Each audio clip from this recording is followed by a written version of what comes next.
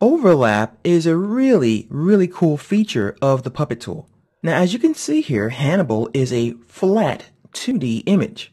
It has no depth. But when we create a puppet out of it, we can tell parts of the mesh to actually be in front of or behind other parts of it. So I'm going to start from scratch and grab my Puppet tool and quickly add some pins here.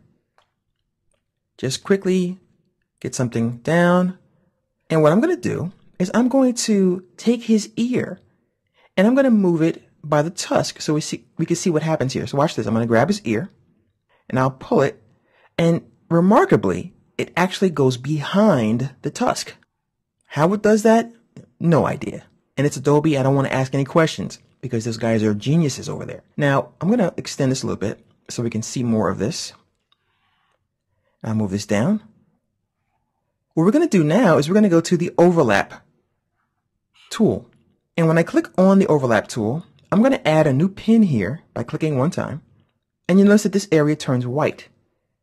All right, so what I'm going to do is once again extend this so I can see if I can get in here. And actually I can't, so I'm going to take this tool and just drag it off. And I'm going to throw it right there on top of this interface so we can see this in front property and this extent property. Now in front says how far in front or behind the mesh that you have the pin in is from other parts of the mesh. And the extent is how much of that you're going to be moving around. So do you want this much of the mesh to go in front of the tusk, or do you just want the ear? So the extent is how much, and in front or behind is how far in front or behind. So as you can see, it's currently 86%. I'm going to go ahead and enter a negative number here. I'll enter a negative 50, hit enter or return, and it turns black. Now black means that the values are now in the negative and should be behind something. So I'm going to grab my pin and I'm going to click, and once again, as you can see, it's behind the tusk.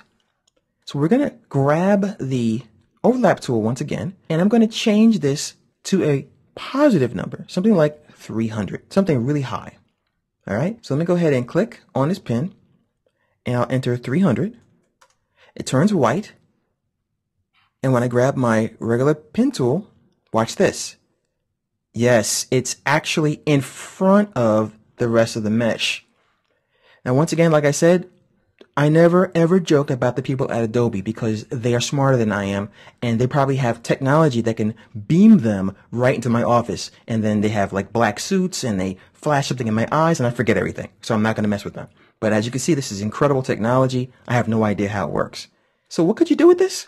Well, a character can put his hands behind his back. A character can reach behind his back to pull out a gift for someone. You know, you can do all kinds of great things just by using the overlap tool and changing the values from a positive number to a negative number, and then determining how much of that mesh is going to follow along for the ride by going in front or behind other portions of the mesh.